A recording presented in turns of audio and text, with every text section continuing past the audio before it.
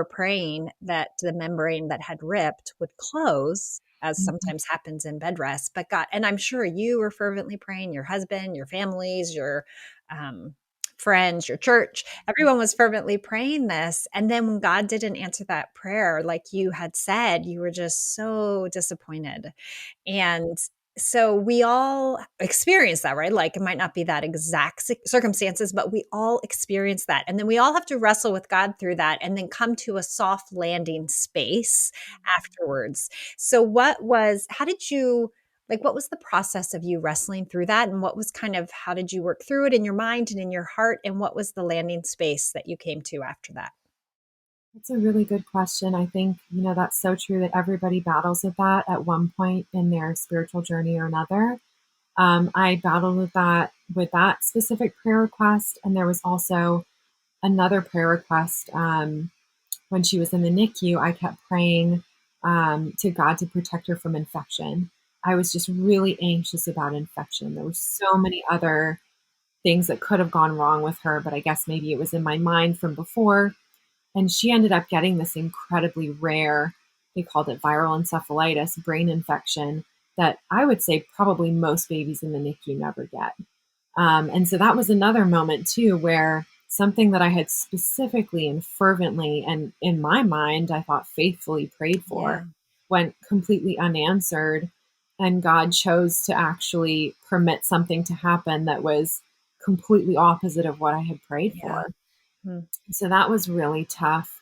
Honestly, I didn't really know what to make of it. I went through the same cycle that everybody else goes with asking, why does this happen? Why aren't you listening? Why would you, especially, I couldn't understand why he would let something bad happen to a child who has not had the Yeah. opportunity to know and love him yet.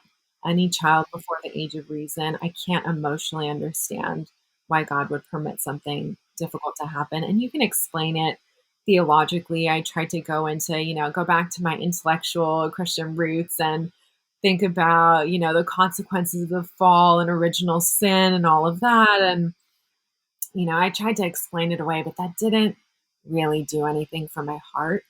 And the only thing that helped was going back to the presuppositions, the assumptions, what I knew about God's character and really just trusting in that. So I just had to go back to the Bible and read about all the passages in which God shows us that he's good, tells us that he's good, he does good things.